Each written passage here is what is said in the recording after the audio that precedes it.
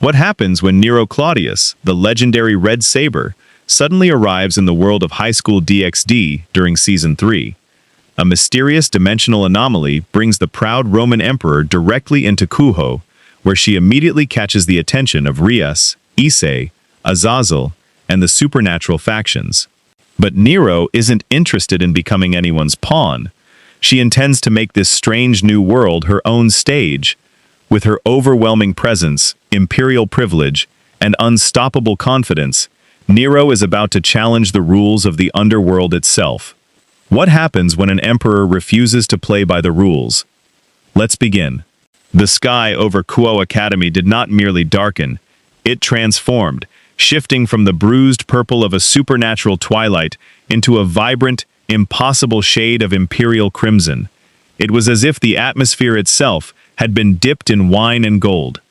In the center of the Gremory household's private training grounds, the air began to vibrate with a frequency that made the eardrums of every supernatural being present thrum with an ancient, terrifying rhythm. There was no thunder, only the sudden, overwhelming scent of blooming roses, thousands of them, their fragrance thick enough to choke the senses. Azazel, the governor-general of the fallen angels, stood paralyzed for the first time in centuries. He had been adjusting a specialized dimensional anchor, a device intended to bridge the gaps between the three factions' territories for the upcoming peace summit. But the anchor had caught on something. Not a ripple in the dimensional gap, but a snag in the very fabric of the throne of heroes. The light that erupted from the anchor was not the cold white of science or the dark violet of fallen magic. It was the blinding, arrogant radiance of a midday sun over a Roman forum. From the heart of the light, a silhouette emerged, small in stature but radiating a presence that demanded the world bow its head. The figure stepped onto the grass of the human world, her boots clicking with a definitive, rhythmic finality. She was clad in a dress of crimson silk and translucent white, adorned with gold trimmings that caught the light like polished fire. In her hand she gripped a sword of bizarre, jagged design, a blade that seemed to be forged from the very concept of flame itself. Nero Claudius, the fifth Roman emperor, looked upon the gathered devils, fallen angels, and the Red Dragon Emperor, with a gaze that was simultaneously affectionate and utterly terrifying. She didn't see enemies or allies, she saw an audience. Welcome to a world where the lines between myth, divinity, and human history are about to be blurred by the most theatrical soul ever to grace the stage of existence. When a heroic spirit enters the fray of the three factions, the king's pieces are no longer the highest authority. The curtain is rising on a new era of Kuoh Academy, and the leading lady has arrived. If you want to see more characters enter different universes, hit that subscribe button and drop the name of a character and the universe you'd want to see them in down in the comments below. The galaxy is worth fighting for. The girl spoke, her voice carrying a resonance that seemed to echo through the spirits of everyone present. It is a humble stage, and the lighting is quite dreadful. But the air, yes, the air has the scent of a new empire. You there, the one with the unruly brown hair and the red gauntlet. You have the look of a citizen who appreciates the arts. Tell me, is this the palace I was promised? Issei Huodu, the Red Dragon Emperor, could only blink. He had faced gods, fallen angels, and high-tier devils, but he had never encountered someone who looked like a teenage girl and yet felt like a mountain of pure, unadulterated ego. Within his mind, the Welsh dragon, Drake, stirred. The dragon's voice was uncharacteristically hushed. "Partner, be careful," Drake whispered. "That girl, she isn't human, nor is she a devil. She feels like the collective pride of an entire era of humanity, distilled into a single vessel. Her power doesn't come from a sacred gear. It comes from herself." Rias Gremory stepped forward, her crimson hair flowing behind her like a banner of war. She was a high-class devil and the sister of the Lucifer, yet she felt a strange, instinctive need to adjust her posture in this girl's presence. "I am Rias Gremory," she began, her voice steady but cautious. "You have appeared on my territory, stranger. By what means did you arrive? This ritual was meant for stabilizing gates, not summoning whatever you are." Nero tilted her head, a playful smile playing across her lips. She raised her sword, Estus Estus, and the blade began to hum with a low, vibrating heat. "Whatever I am?" Such insolence would usually cost you a head, girl of the crimson tresses. But I am in a generous mood. I am Nero Claudius Caesar Augustus Germanicus, the 5th emperor of Rome, the Rose of Olympia, and the ultimate arbiter of all things beautiful. And as for your territory..." Nero waved her hand dismissively, the gesture encompassing the entire academy and the surrounding town of Kuoh. "From this moment forward, this land is annexed. It shall be known as the Kuoh imperial district of the Roman Empire. You may consider yourselves my beloved citizens. You may even be permitted to provide the applause for my opening performance." Azazel finally found his voice, stepping around the sparking dimensional anchor. "A heroic spirit from the throne of heroes? That's impossible. That mythos shouldn't have a physical manifestation here. You should be a legend, a ghost at best." "A ghost?" Nero laughed, a sound like silver bells. "I am the director of my own fate, winged one. The stage does not exist without the actor, and I have decided that this world requires my presence. It is quite a mess you have here. Devils playing at being nobles, angels falling from grace. It lacks panache. It lacks the Roman spirit." Rias, sensing an opportunity to bring this wild variable under control, reached into her pocket and produced a small, glowing object. It was an evil piece, a pawn, carved from a material that resonated with the power of destruction. In the world of High School DxD, this was the ultimate tool of recruitment. If Nero was as powerful as she seemed, bringing her into the Gremory peerage would solidify Rias's standing against the rising threats of the Chaos Brigade. "Nero," Rias said, her tone softening into the persuasive lilt of a noblewoman, "you speak of empires and beauty. My family is one of the oldest and most prestigious in the underworld. If you serve as my pawn, you will have access to resources, protection, and a stage that spans across dimensions. You would be part of a family." She tossed the pawn piece toward Nero. In the logic of the three factions, an evil piece would sense the compatibility of the target and merge with their soul, granting them the traits of a devil and a place in the hierarchy. The piece flew through the air, glowing with a sinister violet light as it approached Nero's chest. Issei watched, holding his breath. He had seen the pieces transform others, giving them a second chance at life and incredible power. But as the pawn touched the hem of Nero's translucent skirt, something happened that had never been recorded in the history of the underworld. The evil piece didn't merge. It didn't even resonate. Instead, a golden aura flared around Nero, a shimmering, crystalline field that felt like the absolute weight of an emperor's decree. The pawn piece hit the field and shattered into 1,000 tiny shards of useless glass. The imperial privilege skill of Nero Claudius had simply decided that the concept of serving was incompatible with her existence. "Serve?" Nero's eyes flashed with a dangerous, golden light. The temperature in the training ground rose by 20 degrees instantly. "You offer me a trinket and ask me to bow? I am the emperor. I do not follow the rules of your pieces or your petty hierarchies. My soul is my own, and my rank is absolute. If you wish for a family, then you shall be my subjects. I shall be the mother and father of this new Rome, and you shall be the talented children who perform for my amusement." Rias recoiled, her eyes wide with shock. It broke. An evil piece from the House of Gremory just shattered. "Because she isn't a piece in anyone's game, Rias," Azazel said, his eyes gleaming with a mixture of terror and scientific curiosity. "Look at her. She isn't using magic. She's rewriting the rules of the area to suit her own ego." "That's not a sacred gear. That's something much, much older." Nero plunged Estes into the ground, and a wave of golden energy rippled outward, turning the grass into white marble for 10 meters in every direction. She looked at Issei, who was staring at her with a mix of awe and confusion. "You, Red Dragon," Nero commanded, pointing a finger at him. "You have a fire in you, a crude, unrefined fire, but fire nonetheless. I shall require a tour of my new capital, and then we shall see if this underworld of yours is worthy of a visit from the Emperor. I have a feeling the acoustics there will be magnificent." Issei looked at Rias, then back at the Golden Emperor. Sure, but I have school tomorrow." Nero laughed, a vibrant, joyous sound. "School? Splendid. Every empire needs a place of learning. I shall accompany you. We shall turn this Kuoh Academy into a center of the arts that would make Athens weep with envy."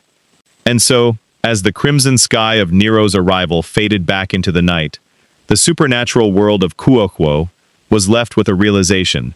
They hadn't just summoned a warrior. They had summoned a sovereign who refused to play by their rules, and the raiding games were about to get much, much more complicated.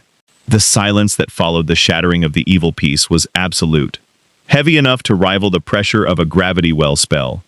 Rias Gremory stared at the glittering dust on the marble tiles that, only moments ago, had been ordinary grass. Her mind raced through every line of demonic theory she had ever studied. Evil pieces were nearly indestructible, bound by the sole logic of the great king Zekrom Baal himself. They were the foundation of modern devil society. For a pawn piece to shatter was more than a failure of recruitment. It was a fundamental rejection of the underworld's authority. "Bumu, you look as though you've seen a ghost, girl," Nero said, sheathing Astus Estus with a flourish that sent a spray of lingering rose petals into the air. She didn't seem bothered by the destruction of the artifact. In her mind, the piece hadn't broken because it was fragile. It had broken because it had attempted to contain an ocean within a thimble. The craftsmanship was decent, I suppose. The violet glow was quite moody, very avant-garde. But did you truly expect a piece of glass to dictate the station of an emperor? Akeno Himejima stepped forward, her usual playful smile replaced by a mask of lethal focus. Her hands crackled with yellow sparks of holy lightning. "Rias, move back. This isn't a normal summoning gone wrong. Her presence is causing the local ley lines to vibrate. Whatever she is, she's a threat to the stability of the town." "A threat?" Nero laughed, placing her hands on her hips and thrusting her chest out with unshakable confidence. "I am the sun that warms the empire. A threat only to those who possess no appreciation for the sublime. You, the one with the lightning, your posture is excellent, but your eyes are full of shadows. You should learn to smile with your heart, not just your lips. It would make your performance far more convincing." "Enough," Rias commanded, though her voice lacked its usual bite. She was still reeling. She looked at Azazel, who was kneeling to inspect the shards of the pawn piece. "It's not magic, Rias," Azazel muttered, his eyes wide with fascination. "The piece didn't explode from an external force. It tried to latch onto her, but her internal rank, her sheer conceptual existence, is so high that the piece's logic suffered a catastrophic overflow. It's like trying to install a calculator's operating system onto a supercomputer. She's not just a human soul, she's a heroic spirit, whose legend includes the absolute right to rule. In her presence, the laws of the evil pieces simply don't apply." Nero nodded approvingly. "The winged man has a sharp mind. He would make a fine advisor, or perhaps a master of the choir. Now, I find myself famished. This arrival was quite taxing on my spirit. Take me to your palace, Crimson Princess. We shall discuss the tribute of my new citizens over a feast." Despite the tension, the Gremory household found themselves unable to resist Nero's momentum. She didn't wait for an invitation. She began walking toward the Kuoh Academy clubroom as if she had owned the building for decades. Issei, still confused and strangely captivated by the girl's sheer charisma, walked a few paces behind her. "Hey, Nero, Your Majesty?" Issei stammered. "You may call me Saber, if we are in the heat of battle," Nero said, glancing back at him with a wink that made Issei's heart skip a beat. "But in times of peace, Praetor will suffice. Or simply, my Emperor, if you wish to show your devotion." "Right, Praetor. You said you're the Emperor of Rome, but didn't Rome fall like a long time ago?" Nero stopped and turned, her expression softening into a look of regal melancholy.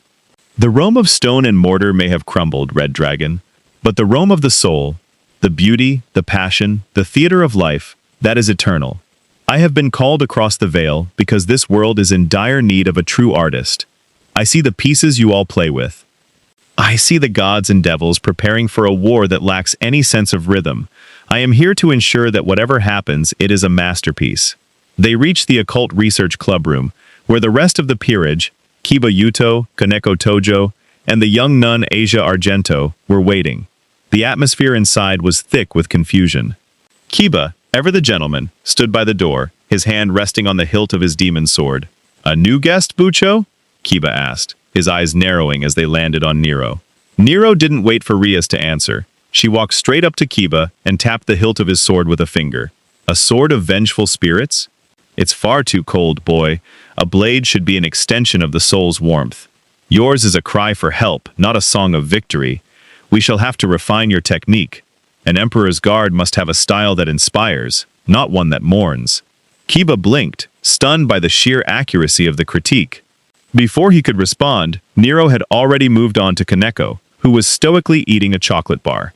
"And you, little cat," Nero said, leaning down to look Kaneko in the eye. "Such power hidden behind such a small frame. You are like a lion cub trying to pretend it is a house pet. Stop hiding your claws. The world is a stage, and you are playing a role that is too small for your talent."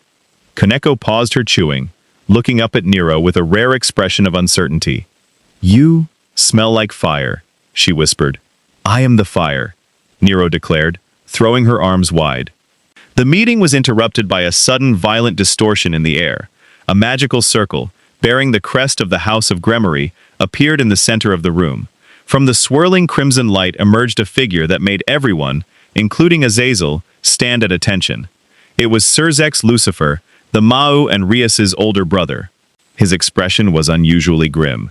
"Rias," Serzex began, his voice echoing with the authority of the underworld's ruler. "The monitoring systems in the capital just reported the destruction of a high-class evil piece.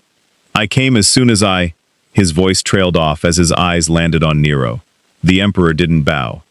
She didn't even flinch. She simply tilted her chin up, meeting the gaze of the king of the underworld with the casual indifference of an equal, or perhaps a superior. "Ah, the Red King," Nero said, her voice dripping with amusement. "Your entrance was a bit loud, but the color scheme is acceptable. Tell me, do you always burst into rooms without being announced? It's a bit un-Roman."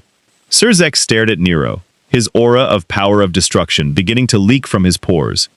He could feel what Rias had felt, the presence of something that existed outside the laws of the three factions. He looked at the shattered remains of the pawn piece that Azazel was still holding. "Who is this, Rias?" Serzex asked, his voice low. "She calls herself Nero Claudius," Rias replied, her voice trembling slightly. "Brother, she rejected the piece. It didn't just fail, it broke." Serzex looked back at Nero, his eyes searching her soul. He saw the golden theater, the burning streets of Rome, and the unshakable pride of a woman who had died but refused to leave the stage. For a moment, the Mau and the Emperor stood in a silent deadlock of wills. "A heroic spirit," Serzex finally said, the tension in the room easing just a fraction. Azazel mentioned the possibility of pulling legends from the gap, but to see one so vibrant. "You are not a devil, Nero Claudius, but you are also no longer human."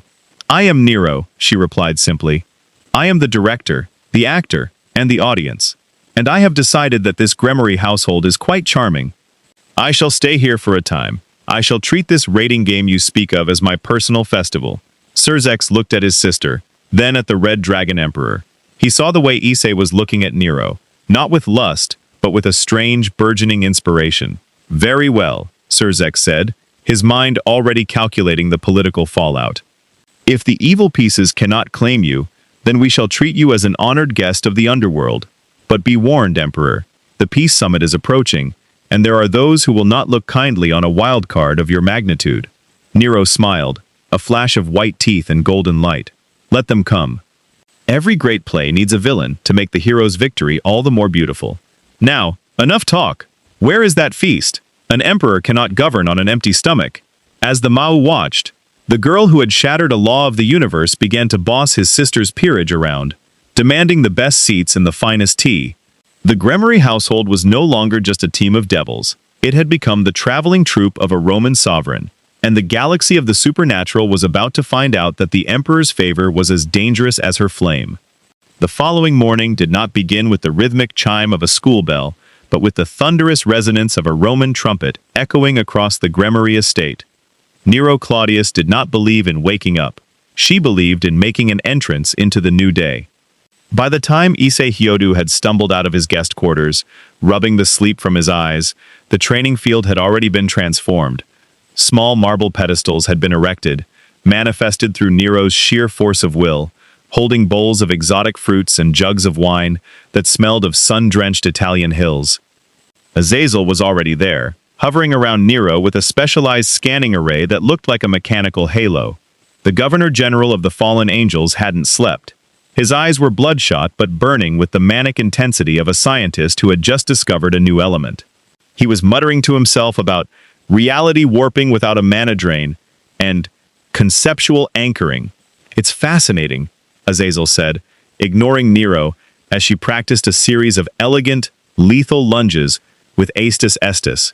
"In our world, power is a resource. You have mana, you have demonic power, or you have a sacred gear that acts as a conduit for a specific law of physics or divinity. But you're just doing it. You decided the grass should be marble, so it became marble. You decided the air should taste like roses, and the atmosphere complied. It's like your ego is so dense it generates its own gravitational field for reality." Nero stopped her lunge, the tip of her jagged red blade resting inches from Azazel's nose. She didn't look annoyed. She looked delighted to have such a dedicated scholar of her magnificence. "Umu, you have a keen eye, winged researcher. My imperial privilege is not a gear or a tool. It is the simple truth that as the emperor, the world is my canvas. If I wish to be a master of the sword, I am. If I wish to be a master of the arts, the muses themselves bow to my whim. The world does not give me power. It acknowledges my right to it." "Exactly what I was afraid of," Azazel grinned, his wings fluttering with excitement. A Longinus-class sacred gear like the True Holy Grail or the Zenith Tempest can manipulate laws, but they have limits. They were designed by God. But you weren't designed by anyone. You're a self-actualized anomaly. "Issei, get over here." Issei jumped, nearly tripping over a marble rosebush. "Yeah, Azazel-sensei? What's up?" "I need to see how she interacts with a high-tier dragon soul," Azazel said, his tone shifting from academic to tactical. "Nero-chan here says she's a saber. That implies combat excellence. You're the Red Dragon Emperor. I want a sparring match. No Juggernaut drive, obviously, but go up to scale mail. I want to see how imperial privilege handles the brute conceptual force of a heavenly dragon." Issei looked at Nero, who was currently polishing the hilt of her sword with a silk handkerchief. Are you sure?" "I think this is a really nice way to just talk naturally together, talk plainly. Let's give it a shot." "I think this is a really nice way to just talk naturally together, talk plainly." The air suddenly grew heavy. A wave of heat rolled off Nero, so intense it singed the tips of the grass at the edge of her marble circle. She didn't move, but her golden eyes locked onto Issei with the precision of a predator. "Delicate?" Nero's voice was a low purr. "Red Dragon, you have a talent for saying the most charmingly foolish things. I have stood at the center of a burning Rome and called it beautiful. I have faced the end of my era with a song on my lips. You think your armor makes you a warrior? Armor is merely a costume. Let us see if there is an actor beneath those scales who can keep up with my choreography." Issei felt the shift in her aura. This wasn't the playful girl who had demanded tea the night before. This was a veteran of the Throne of Heroes. "All right," he said, his voice deepening as he raised his left hand. "Drag, let's do this." The familiar rhythmic pulse of the boosted gear echoed across the field. Crimson light exploded around Issei as he donned the boosted gear scale mail. The draconic armor groaned under the sudden influx of power. Issei took a combat stance, his green gems glowing. "Come at me, Nero," Issei shouted, his voice amplified by the helmet. "With pleasure," Nero cried, her boots kicking off the marble with a sound like a gunshot. She was fast, faster than any human Issei had ever seen, and with a fluidity that surpassed even Kiba's god-tier swordsmanship. She didn't just move, she danced. Estus Estus hummed through the air, trailing embers. Issei raised his gauntlet to block, expecting a heavy impact, but Nero's blade didn't hit him like a physical object. It felt like being struck by a thought. The jagged edge of the sword skated across his crimson scales, leaving a trail of glowing golden light. Issei swung a heavy fist, a punch backed by 5 boosts, but Nero wasn't there. She had pivoted on a single toe, her dress swirling around her like a crimson cloud. "Too slow," she chirped. "Your movements are all muscle and no soul. You are fighting like a beast, not a lead. Where is the passion? Where is the flair?" She struck again. A flurry of 3 blows. The first hit his shoulder, the second his hip, and the third landed squarely on his chest plate. With each hit, Issei felt his boosted power flicker. It was as if her sword was editing his strength out of existence. "Drake, what's happening?" Issei gasped, backing away as Nero landed gracefully, her sword held in a reverse grip. It's her skill partner. Drake's voice was urgent. She's using imperial privilege to grant herself Dragon Slayer properties in real time. She's literally deciding that her sword is the natural enemy of your scales. She's rewriting the encounter as she fights. Azazel was frantically scribbling on a digital pad. Incredible! She's not bypassing the armor. She's convincing the universe that the armor is irrelevant. It's a total bypass of the standard defense versus offense calculation. It's theatrical logic. Issei growled, his pride as the Red Dragon Emperor flaring. I don't care about the logic. He released a massive burst of draconic energy, a wave of crimson fire intended to blanket the entire field. It was a crude, overwhelming display of force. Nero didn't flinch. She stood her ground, her eyes widening with genuine appreciation for the spectacle. A beautiful light, she shouted, over the roar of the flames. But a stage needs more than just a bright spotlight. It needs a foundation. Estis domus aurea. She didn't manifest the full theater. Not yet. But the ground beneath her feet erupted into a shimmering, spectral gold. A single, massive marble pillar manifested behind her, absorbing the draconic fire as if it were nothing more than a warm breeze. The pillar glowed with an ethereal light, and for a moment, the entire training ground felt like it had been transported to the heart of an ancient, holy sanctuary. Nero stepped through the dissipating smoke, her hair perfectly in place, her expression radiant. Is that the extent of your fire, Red Dragon? It was a noble effort, but it lacked a climax. A performance must build. It must reach a crescendo that leaves the audience breathless. She pointed her blade at him, and Issei felt a sudden, inexplicable sense of vertigo. The world around him was no longer the Gremory estate. The sky was turning into a ceiling of painted frescoes. The air was thick with the scent of incense and old stone. She wasn't just fighting him, she was inviting him into her world, a world where she was the only one who could write the ending. I think I see it now, Issei muttered, his breathing heavy. You don't just want to win, you want to make it amazing. Umu, Nero beamed, her sword beginning to glow with a brilliant, blinding gold. Now you understand. Victory is common, but a victory that is beautiful, that is the only kind worth having. Prepare yourself. Issei Huadu. The second act is about to begin, and I expect you to play your part with everything you have. As the golden aura of her burgeoning noble phantasm began to drown out the morning sun, Issei realized that training with a devil was one thing, but training with an emperor was an entirely different kind of hell. A beautiful, theatrical, rose-scented hell. The transition from the human world to the underworld was usually a somber affair, marked by the cold, spatial distortion of a magical circle. But with Nero Claudius in the party, the journey felt more like the opening of a grand opera.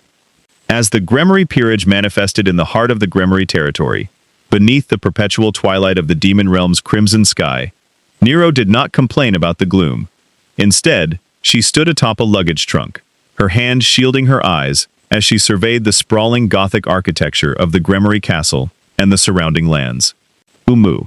The lighting is moody, the architecture is ambitious, but it lacks warmth, Nero declared, her voice carrying across the courtyard where dozens of Gremory family servants had gathered to welcome their mistress home. It is a city of shadows, Rias Gremory. It is the palace of a tragic protagonist. While I admire the commitment to the aesthetic, we shall have to make some adjustments if we are to spend our summer here. A stage this grand deserves to be bathed in the glow of the sun, not the flickering of these dismal soul lamps. Rias sighed, though a small, tired smile tugged at her lips.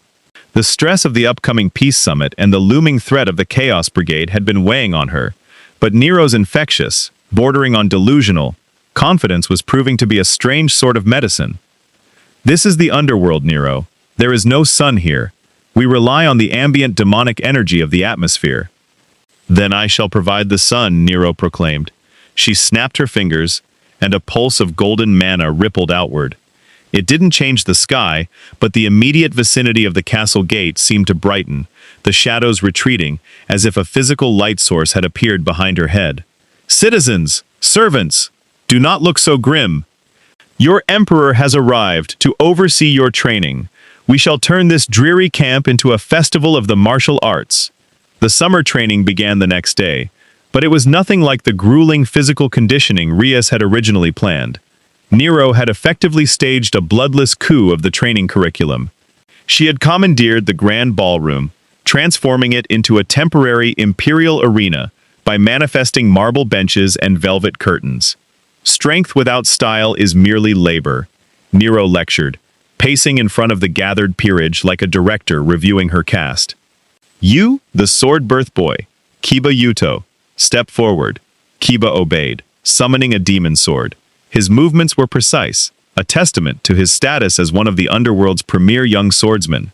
Nero watched him execute a series of slashes, her expression unimpressed. Technically proficient, yes, Nero mused, tapping her chin. But your soul is not in the blade, it is behind it, pushing. You treat your sword like a chore. You are afraid that if you let the blade sing, you will lose control of the darkness within. But listen to me, the darkness is just another color on your palette. If you wish to reach the next level of your balance breaker, you must stop trying to survive the battle and start trying to own the battle. When you strike, I want to see the tragedy of your past transformed into the triumph of your present. Make your swordplay a poem, not a grocery list of kills. She spent the next 3 hours forcing Kiba to move to a rhythm she clapped out, a complex theatrical tempo that forced him to adjust his center of gravity and find beauty in the arc of his swings. By the end, Kiba was sweating profusely, but his eyes were wide with a new kind of clarity. He wasn't just swinging faster, he was moving with a grace that made his demon swords feel less like weapons and more like extensions of a refined will. Next, she turned her attention to Kaneko and Asia. For Kaneko, Nero's lesson was about presence. She insisted that the small Nikosho stop suppressing her power out of fear. You think being small and quiet makes you safe? No, it makes you a supporting character. A lion does not apologize for its roar, and a Nero does not apologize for her brilliance. If you have the blood of the cat sages, then use it to paint the world in your colors. Combat is a dance of life and death, little one. Stop holding your breath and start breathing fire. For Asia, the lesson was even more profound. Nero sat the young nun down and had her manifest her twilight healing. Your green light is soft, kind citizen, Nero said softly, her voice uncharacteristically gentle. But it is timid. You heal because you pity the wounded. Try, just once, to heal because you love the life within them. Do not just close the wound. Restore the radiance of the soul. When you call upon your power, imagine it is the first light of a Roman dawn, chasing away the night. Make your healing an act of creation. As the days bled into a week, the atmosphere of the Gremory camp shifted. The training felt less like a military exercise and more like the rehearsal for a world-shattering performance. Even Akeno, who had been the most skeptical of Nero's theatrics, found herself practicing her holy lightning in patterns that maximized its visual impact, discovering that the flare Nero insisted upon actually improved her focus and mana efficiency. Issei, meanwhile, was being pushed the hardest.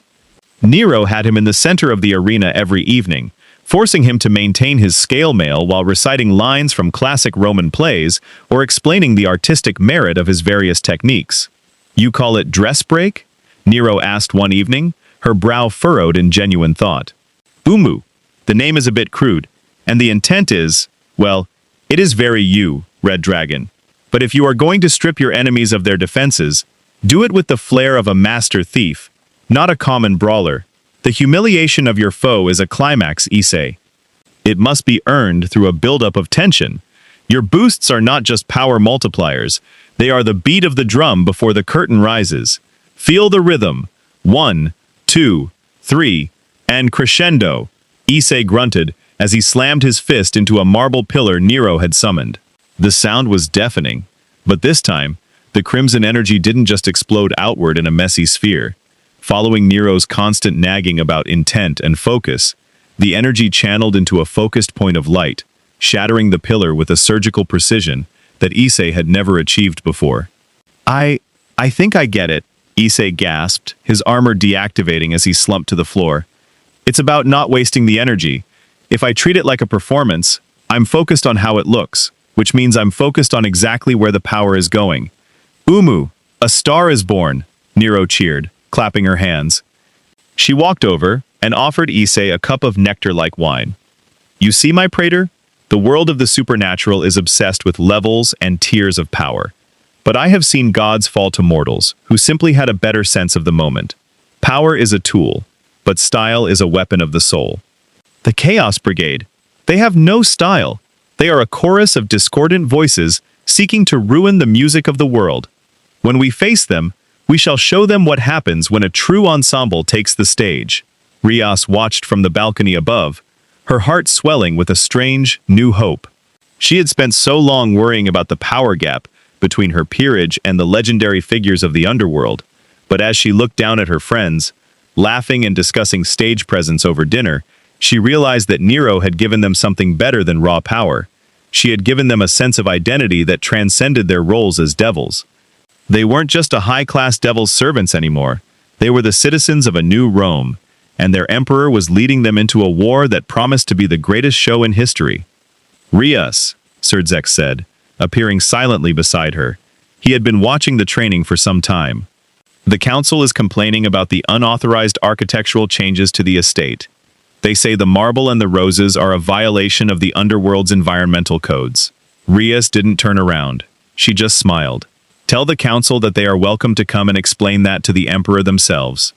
I believe she is currently looking for someone to play the role of a villainous bureaucrat for tomorrow's rehearsal.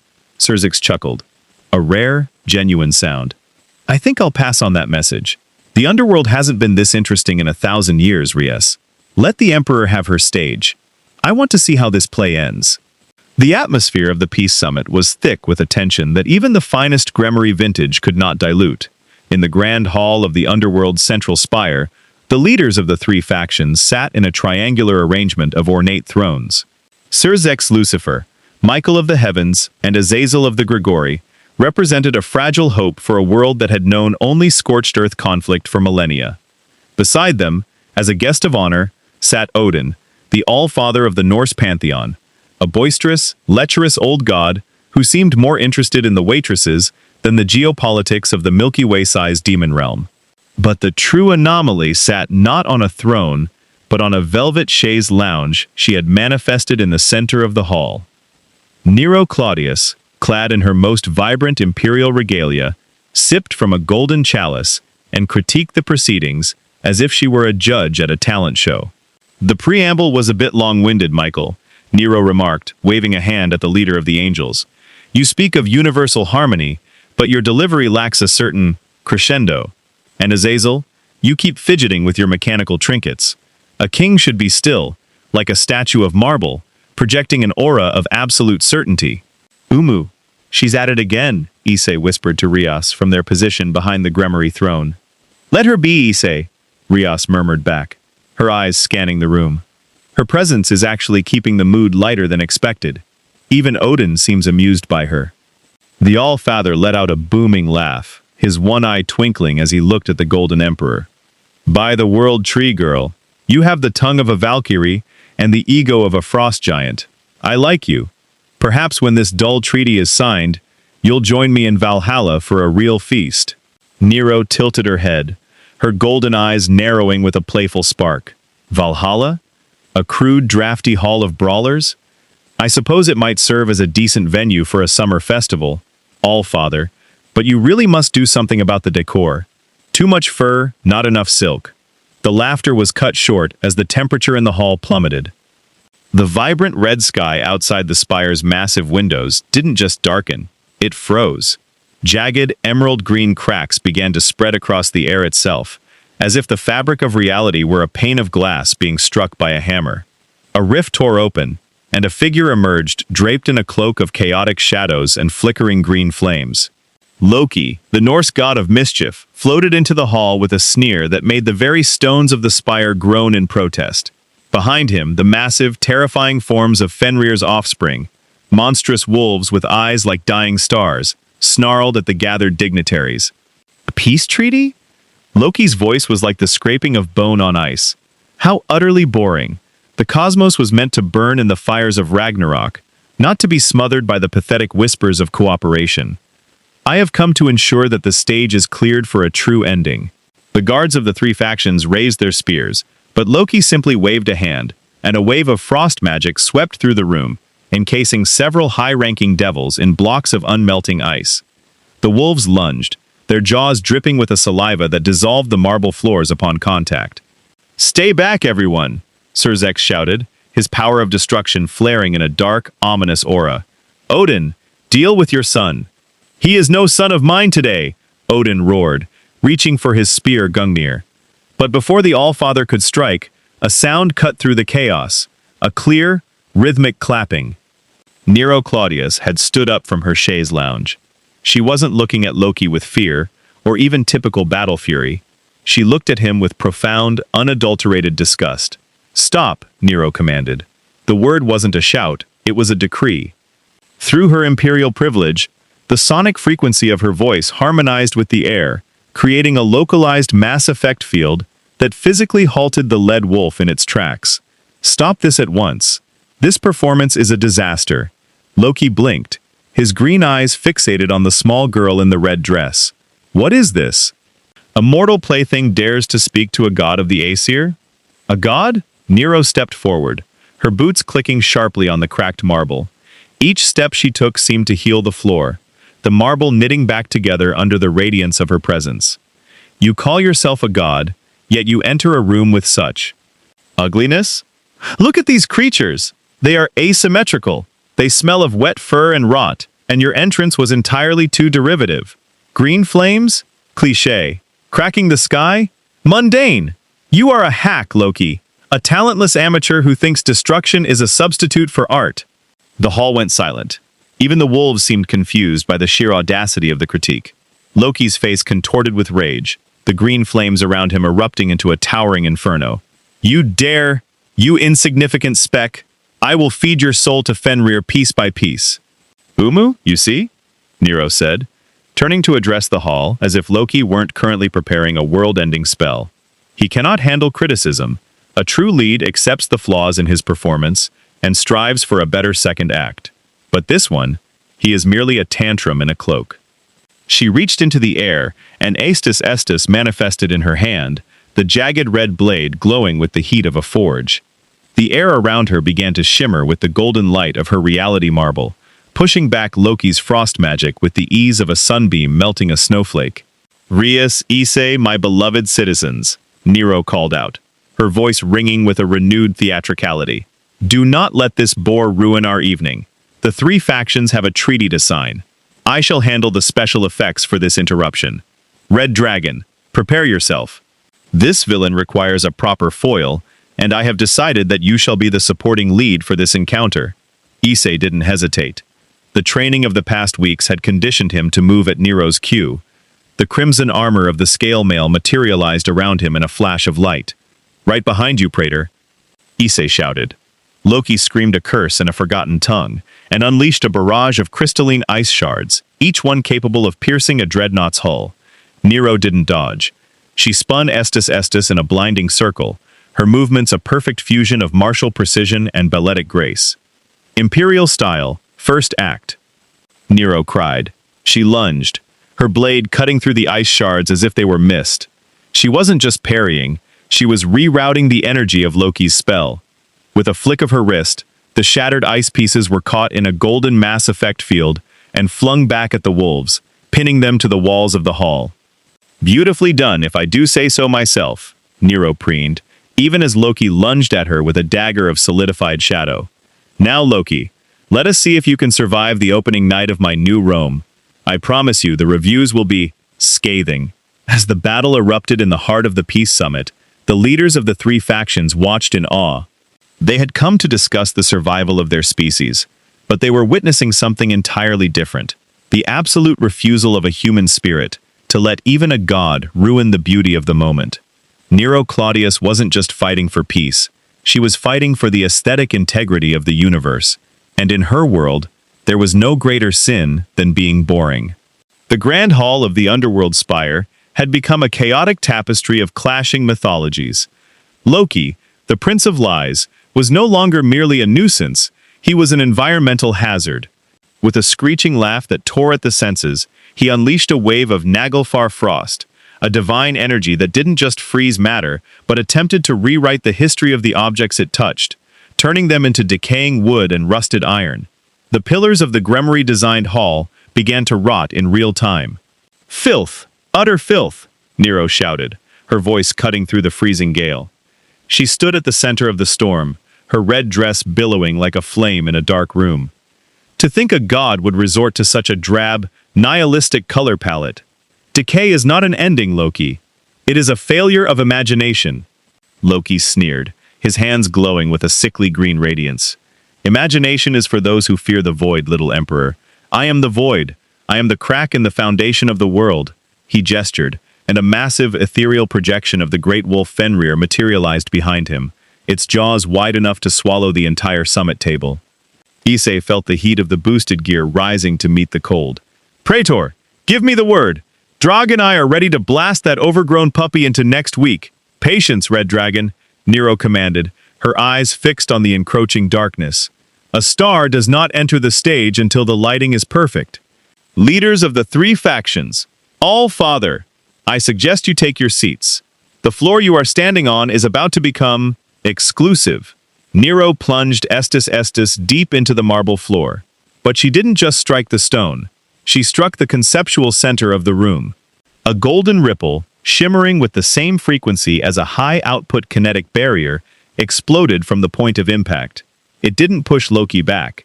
It did something far more profound. It began to replace the air. Behold, Nero's voice took on an ethereal, echoing quality. The heart of the Emperor, the height of human splendor. "Open! O Golden Theater! Estis Domus Aurea!" The transformation was instantaneous and jarring. The gothic, crimson-shadowed hall of the underworld vanished. In its place rose a colossal, circular arena of white marble and burnished gold. Towering columns reached toward an impossible sky of swirling rose petals and perpetual Roman sunset. The leaders of the three factions suddenly found themselves seated in a high-tier imperial box, overlooking a stage that felt more like a pocket dimension than a room.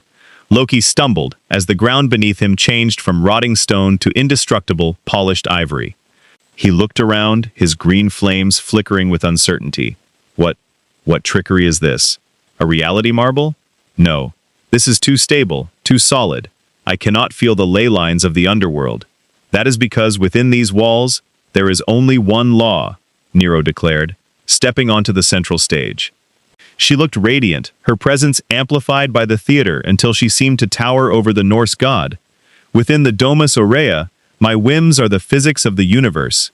Your frost is merely a draft, your wolves are merely stagehands, and your divinity," Nero's eyes flashed with a lethal, golden light. "Your divinity is currently under review by the management." Through her imperial privilege, Nero had granted herself the anti-god attribute, a conceptual resonance that functioned like an localized mass effect field specifically tuned to disrupt Norse energy signatures. She lunged, and this time, she wasn't just fast, she was omnipresent. Within the theater, the distance between Nero and her target was whatever she decided it to be. Estes connected with Loki's shadow shield. In the normal world, the shield would have reflected the blow, but in the theater, the sword's theatrical intent overrode the shield's divine durability. The shadow matter shattered like cheap glass. "Supporting lead! Now!" Nero barked. Issei didn't need a second invitation. Within the theater, his boosted gear scale mail felt different. Lighter, more responsive. As if the theater itself was acting as a massive amplifier for his draconic heart. "You heard the lady." The gauntlet roared, the green gems flashing with blinding intensity. "Dragon shot, imperial encore!" Issei unleashed a beam of crimson energy. Normally, it would have been a wide, destructive blast, but under Nero's direction, the beam twisted in mid-air, spiraling like a choreographed ribbon of fire. It struck Loki's Fenrir projection not in its chest, but in the specific conceptual joints that held the manifestation together. The wolf let out a digital-sounding howl as it dissolved into sparkling green motes of light. Loki recoiled, his face pale. "This is impossible. To be out-magicked by a human soul and a dragon brat? Out-magicked?" Nero laughed, her blade singing as she carved a V for victory into the air. "No, Loki. You are being outperformed. You rely on ancient scripts and tired prophecies. We are writing a new ending in real time. Allfather, look upon your son. See how small he looks when the spotlight is not his to control. Odin, watching from the imperial box, leaned forward, a grim smile on his weathered face. By the Norns, she's making him a jester in his own tragedy. Loki, driven to the brink of madness by the humiliation, gathered every ounce of his chaotic essence. He began to grow, his form twisting into a monstrous, multi-limbed entity of shadow and ice. If I cannot rule this stage, then I shall pull the theater down upon our heads. Ragnarok is not a play, girl. It is the end of all things. The marble floors began to shake. Cracks appeared in the golden ceiling. Loki was attempting to force his own end-of-the-world logic to overwrite the theater's imperial splendor. It was a battle of sheer conceptual mass. Nero stood her ground, her boots planted firmly on the stage. She felt the strain. Her imperial privilege was working at 100% capacity to maintain the theater's structural integrity against the weight of a god's death throes. Sweat beaded on her brow, but her smile never wavered. The theater does not fall until the final curtain, Nero shouted. She looked at the Gremory peerage, who were standing at the edge of the stage, ready to intervene. Rias, Akeno, Kiba, show this god the results of our rehearsals. Give the audience a finale they will never forget. Rias Gremory stepped forward, her power of destruction flaring with a new, refined crimson light, a hue that matched Nero's dress perfectly. You heard the Emperor. All units, full output. Let's show him the beauty of our destruction. As the combined power of the Gremory household and the Red Dragon Emperor began to converge on the center of the Golden Theater, the atmosphere vibrated with the sound of 1,000 spectral trumpets. The battle for the peace treaty had moved beyond mere survival. It had become a statement of existence. And as Nero Claudius directed the flow of the battle with the grace of a master conductor, the underworld realized that the Emperor didn't just bring fire, she brought the light of a new, defiant age of humanity. The collapse of Loki's manifestation was not a messy explosion, but a synchronized dissolution orchestrated by the Golden Theater's unique physics. As the combined energies of the Gremory peerage and Issei's dragon shot struck the center of the Norse god's twisted form, Nero Claudius raised Estus Estus high, catching the flickering green embers of the divine presence and transmuting them into harmless, shimmering gold dust. With a final, triumphant flourish of her blade, the theater itself began to fold inward, the marble columns turning into light, and the rose-scented air returning to the cool, static-heavy atmosphere of the underworld spire. The peace treaty was signed in the stunned silence that followed. The leaders of the three factions, who had spent centuries preparing for a war of attrition, found themselves looking at a petite girl in a red dress who had just treated a god like a poorly rehearsed understudy. But while the Maus and the Archangels celebrated the new era of cooperation, Nero remained strangely still, her eyes fixed on a newcomer who had arrived in the wake of the battle, a young man with blonde hair and a face that seemed sculpted from the finest, coldest porcelain. Diodora Astaroth, the brother of the Mau Ajuka Beelzebub, stepped forward with a smile that was mathematically perfect and entirely devoid of warmth. He approached Asia Argento with a reverence that made Issei's skin crawl and Nero's grip on her sword tighten. "Sister Asia," Diodora whispered, his voice like silk over thorns, "I have heard of your struggles. A soul as pure as yours should not be mired in the conflicts of dragons and emperors. Come with me to the Astaroth lands. I offer you a sanctuary of prayer and peace, far from the theater of this world." Asia looked confused, her kind heart wanting to see the best in the young noble, but Nero stepped between them with a speed that left a lingering scent of ozone in the air.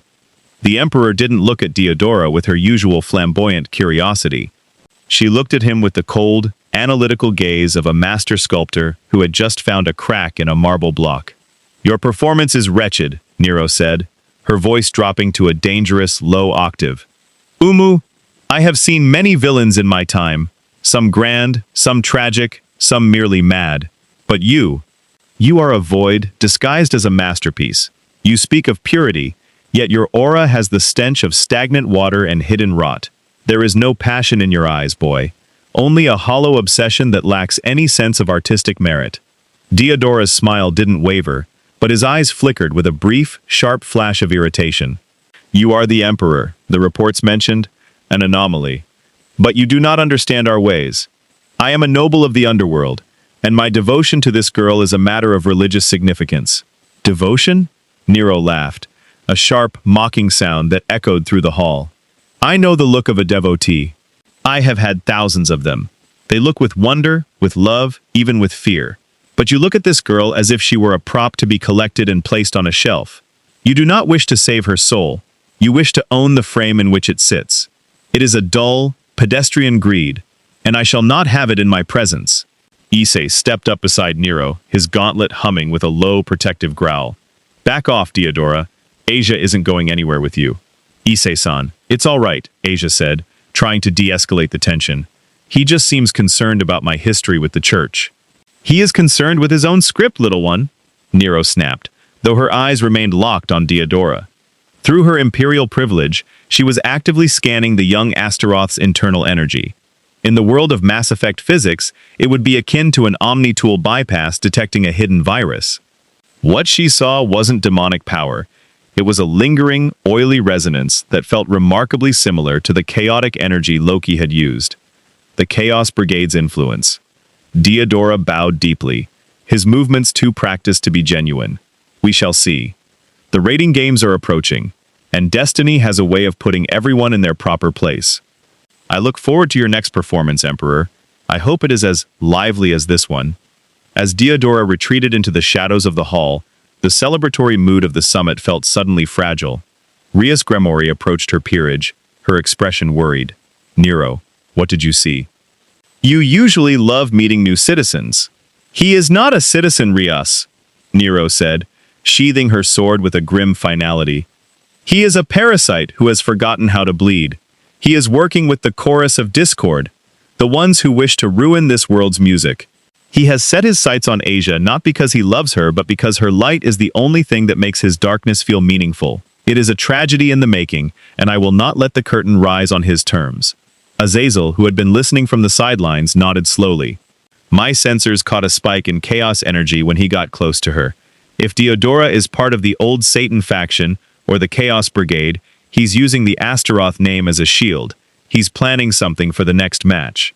Nero turned to Issei, her golden eyes burning with an intense imperial fire.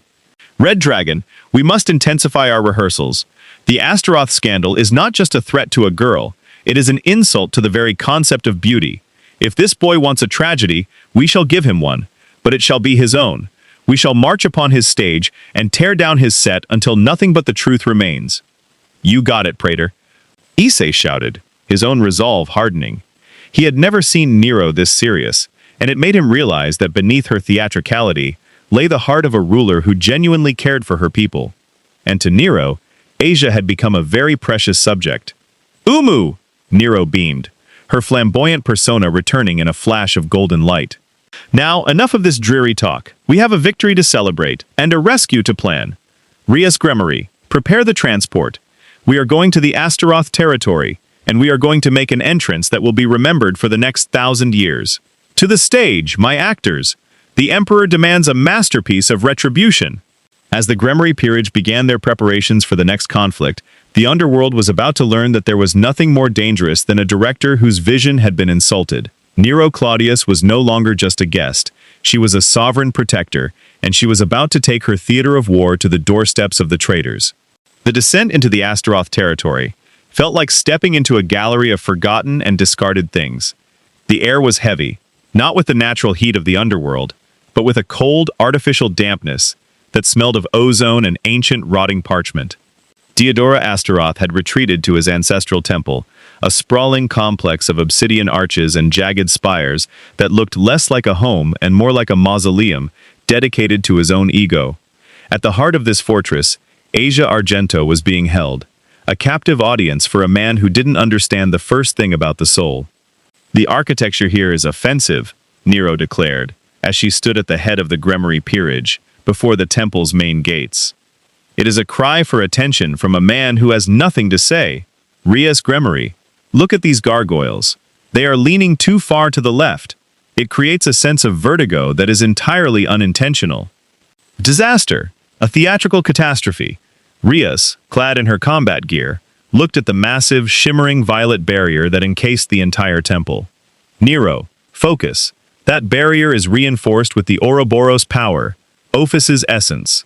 My power of destruction can't even find a seam to exploit. If we don't get through in the next 10 minutes, the ritual Diodora is planning will be complete. He's trying to forcibly realign Asia's soul to his own. Realign? Nero's golden eyes narrowed, her fingers tracing the hilt of Astus Estus. He treats a human soul like a stage prop to be repainted? How dare he? He thinks a curtain of shadow can keep out the sun? Azazel landed beside them, his 12 black wings shimmering with a dull metallic sheen. Even my light spears are bouncing off this thing, Nero. It's a conceptual lock. It's not just a wall. It's a definition that says, none shall pass. Unless you have a key made of the same chaos stuff, we're stuck outside while he plays house with your nun. Nero didn't look worried. She stepped up to the shimmering violet wall and placed a hand against it. The chaotic energy hissed against her skin, but through her imperial privilege, the Emperor was already rewriting the narrative. In the world of Mass Effect physics, this would be the ultimate hack, a bypass of the fundamental code of the universe. I have decided, Nero said, her voice echoing with a crystalline clarity, that for the next 5 minutes, I am not merely a saber-class warrior. I am the greatest architect mage in the history of the world. I am the one who designed the Golden Theater, and compared to my masterpiece, this barrier is a poorly constructed fence made of twigs and spite. A golden aura erupted from Nero's feet, racing up the violet barrier like a wildfire.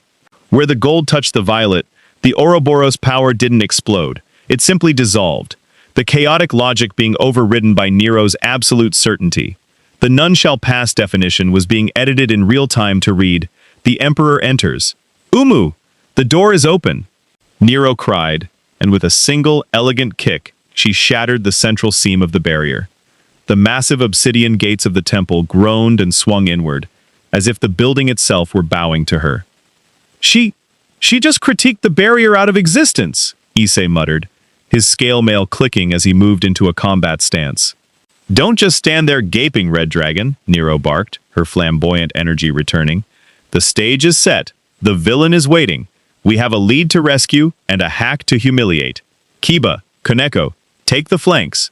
Clear the extras. I want the center stage for the main event. They charged into the temple, but they weren't met by traditional guards. Diodora had filled the halls with mass-produced evil peace experiments.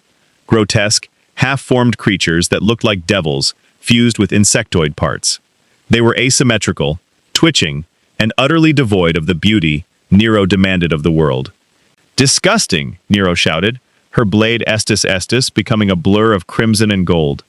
Each stroke of her sword didn't just cut flesh, it released a burst of golden flames that seemed to burn away the ugliness of the creatures. You call these warriors? They have no rhythm, they have no style. They are merely noise in a world that needs music. Kiba Yuto moved beside her, his sword birth creating a forest of blades that pinned the creatures to the walls.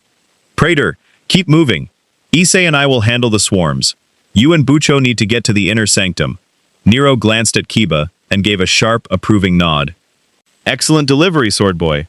Your posture has improved immensely. Stay in the spotlight, and do not let these amateurs ruin your costume. Nero and Rias reached the heart of the temple, the sanctum of the Astaroth. There, atop a raised dais surrounded by flickering green flames, stood Diodora Astaroth. He held a glowing, jagged crystal in his hand, and beside him, Asia Argento sat trapped in a cage of solidified shadow, her eyes wide with terror. You are late, Emperor, Diodora said, his voice dripping with a sickly, smug satisfaction. The ritual is nearly finished. Once I merge this shard of the great king's soul with her heart, she will no longer be a servant of the Gremory. She will be the eternal consort of the Astaroth, a beautiful, silent masterpiece. A silent masterpiece? Nero stepped onto the dais, her boots echoing on the obsidian floor. She didn't raise her sword yet. She simply looked at Diodora with a pity that was more crushing than any blow. You truly are a fool, Diodora. You think beauty is found in silence? You think a masterpiece is something you can lock in a cage and control? Beauty is a song. It is a scream. It is the fire that burns when a soul refuses to be broken. Silence! Diodora screamed, his perfect face twisting into a mask of rage. He crushed the crystal in his hand, and a wave of chaotic green energy erupted from him, forming a massive, multi-headed hydra of shadow matter.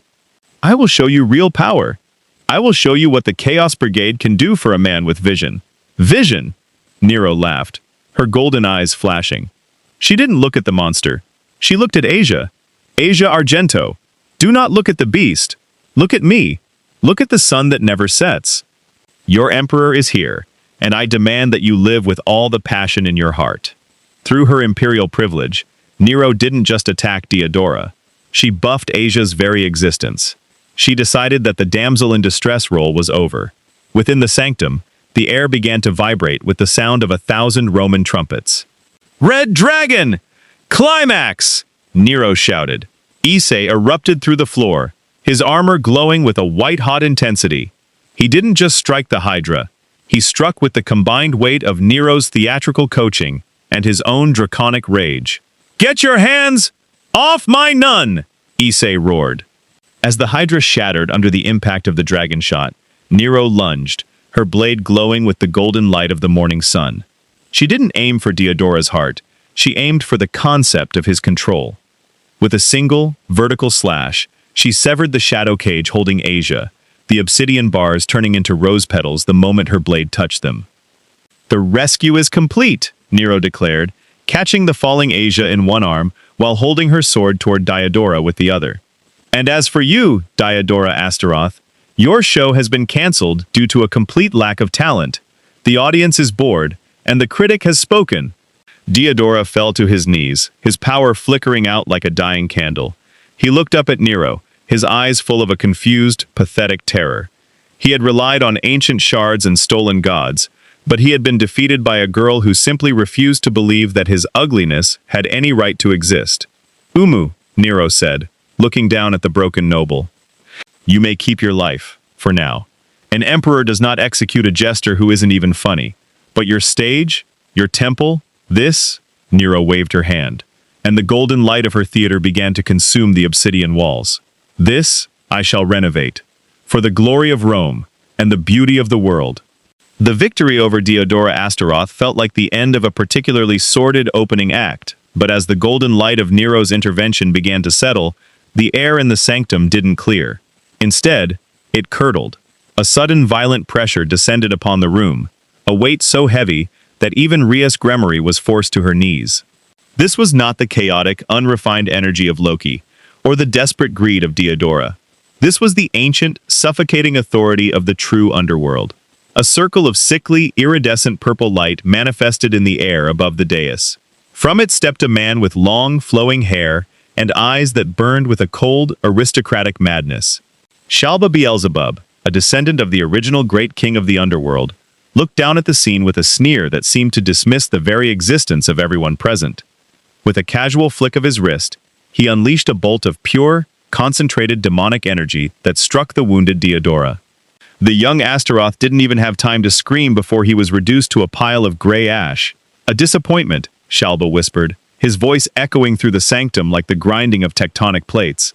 To think a descendant of the Astaroth would be humbled by a common dragon, and whatever you are, girl, you smell of the human world, yet you possess a radiance that is an insult to the majesty of the night. Nero Claudius didn't flinch. She stood her ground, her red dress stained with the soot of the battle, her hand still protectively clutching Asia's shoulder. She looked up at the true Beelzebub with a gaze of absolute, unwavering defiance. Umu? Another one?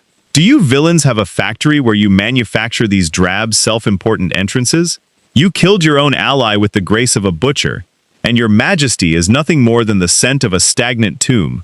I am Nero Claudius, and I find your presence to be a grievous insult to the acoustics of this temple. Shalba's eyes narrowed. Nero Claudius? A ghost of a dead empire. You are a blasphemy against the bloodlines. You, who were not born of the great kings, dare to stand in the theater of the highborn? He turned his gaze to Asia, and a cruel smile twisted his lips. And the nun. Ophus's power was wasted on a coward like Diodora. Let us see how the red dragon reacts when his treasure is returned to the void. Before anyone could react, Shalba snapped his fingers. A rift in the dimensional gap opened directly beneath Asia. The girl let out a startled cry as she was pulled into the swirling, prismatic darkness of the void between worlds. Asia!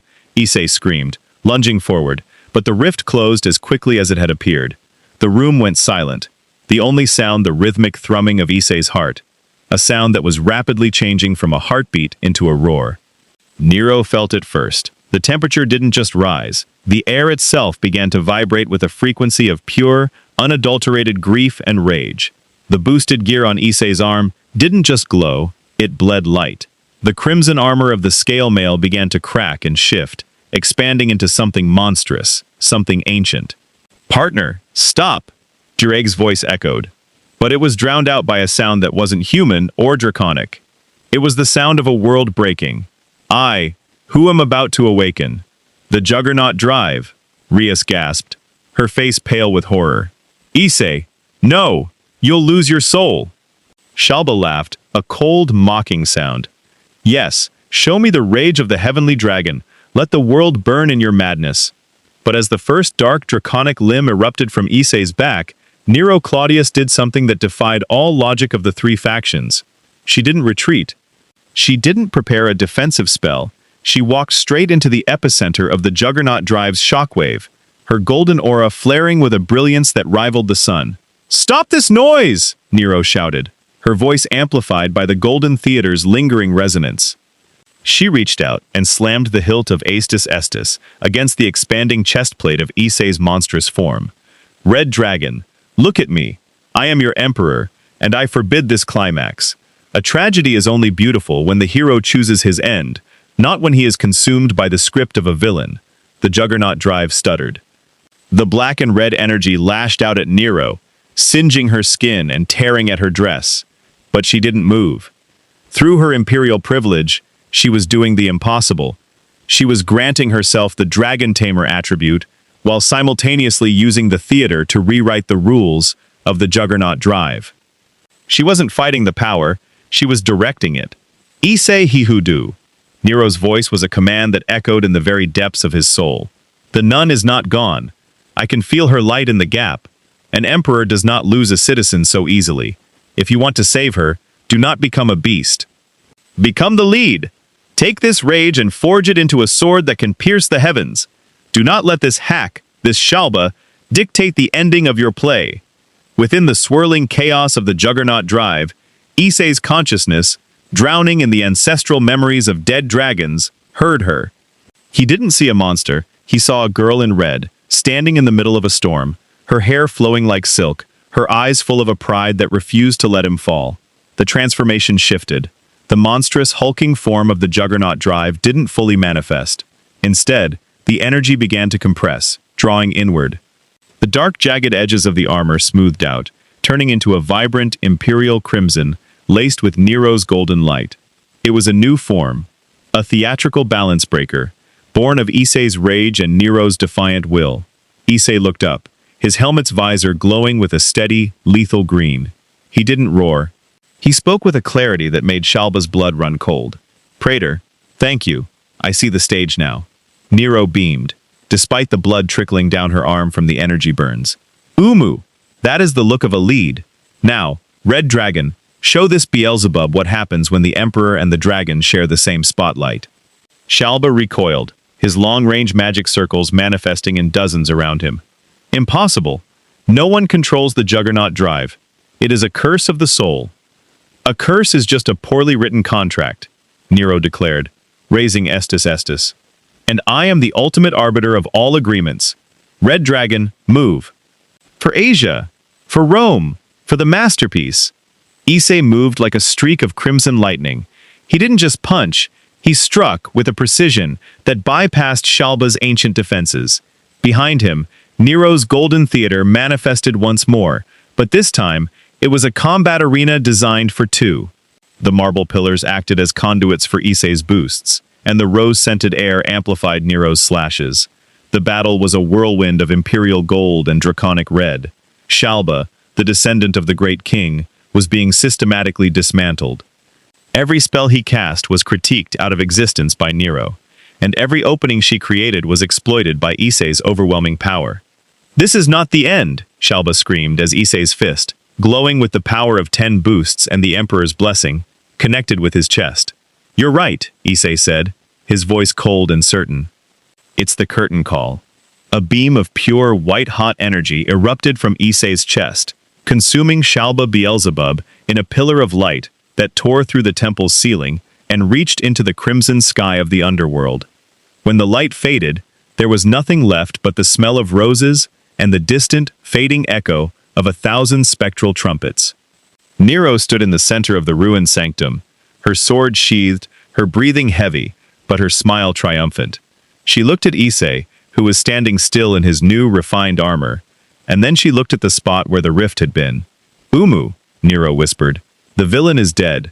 Now, we just need to bring our lead actress home." The silence that followed the destruction of Shalba Beelzebub was not the peaceful rest of a concluded conflict, but the breathless pause between movements of a symphony. Issei Hyudu stood amidst the cooling slag of the Astaroth sanctum, his imperial crimson armor steaming. His gaze was fixed on the empty space where Asia had vanished. The Juggernaut Drive's madness had been tamed by Nero's theater, but the void of the dimensional gap remained, a place where even gods were eroded by the sheer weight of nothingness. "Praetor," Nero said, her voice soft but echoing with a weight that commanded reality to listen. She stepped to the center of the dais, her shattered translucent sleeves fluttering in a wind that shouldn't have existed. "The curtain does not fall on a tragedy. I have already decreed that this play is a romance. The girl is there, drifting in the silence. She is waiting for the light to show her the way home." Nero didn't wait for a reply. She plunged Astis Estis into the ground one last time, but she didn't call for a battlefield. She called for a bridge. "Imperial privilege activate. I define the laws of this space. For the next 60 seconds, the distance between the underworld and the heart of the dimensional gap is 0. Behold, the bridge of the sun. Estis Domus Aurea, Epilogue." The Golden Theater manifested, but it was different. Transparent, ethereal, a corridor of shimmering marble that pierced through the fabric of the underworld and into the prismatic chaos of the gap. Within that corridor, the laws of the void were ignored. Issei saw her, a small, green-clad figure huddled in the distance. Without a word, he took flight, his new armor leaving a trail of gold and crimson sparks as he tore through the theater bridge to snatch Asia from the brink of oblivion. When they returned, the bridge collapsed into a shower of rose petals. Asia was safe, her soul stabilized by the imperial blessing Nero had woven into the theater's very walls. The Gremory peerage gathered around them, a scene of hard-won unity beneath the ruined arches of the temple. Rias looked at Nero, who was leaning heavily on her sword, her golden eyes tired but shining with a fierce, unshakable pride. "You saved her," Rias whispered. "You saved all of us from the Juggernaut Drive." "Umu?" Nero smiled, her flamboyant energy returning as she looked up at the crimson sky. An emperor does not let her lead actress miss her final bow.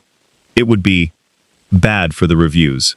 In the weeks that followed, the Nero anomaly changed the landscape of the three factions forever. The Mammoose and the Archangels officially recognized Nero Claudius not as a devil or a servant, but as a sovereign entity, the emperor of the Kuoh imperial district. She didn't join the Gremory peerage, but she established her imperial residence in a renovated wing of the academy, turning the old theater into a masterpiece of Roman architecture that became the unofficial neutral ground for the supernatural world. Issei retained the imperial crimson form of his balance breaker, a constant reminder of the day a human spirit taught a dragon how to dream of beauty. Life at Kuoh Academy returned to a semblance of normalcy, but it was a Roman normalcy. There were more festivals, more art, and a pervasive sense that the world was no longer a chess match between ancient powers, but a stage where anyone could be the lead if they had the passion to claim it. Nero stood on the balcony of her new theater, watching the sunset over the town. She knew the Chaos Brigade was still out there, and that Ophis and the Great Red still loomed in the shadows of the cosmos. But as she looked at her citizens, the devils, the humans, and the dragons walking together, she felt a profound satisfaction. The stage is set, the actors are ready, and the music has only just begun, Nero whispered to the wind, her golden eyes reflecting the dawn of a new era. "Umu, this world is quite beautiful after all." The arrival of Nero Claudius fundamentally shattered the deterministic power structures of the High School DxD universe.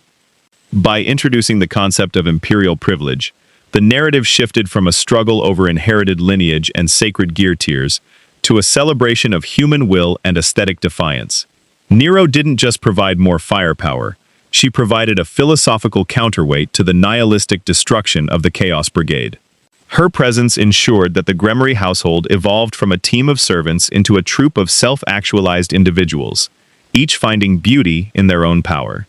The alliance between the Red Dragon Emperor and the Fifth Emperor of Rome created a new theatrical logic that even the gods had to respect. While the threat of the Beast of 666 and the ultimate clash with the true Longinus users still awaited, the three factions now had something they lacked for millennia: a director who refused to let the world accept anything less than a masterpiece. The galaxy of the supernatural was no longer a place of looming extinctions, but a theater of infinite, vibrant potential.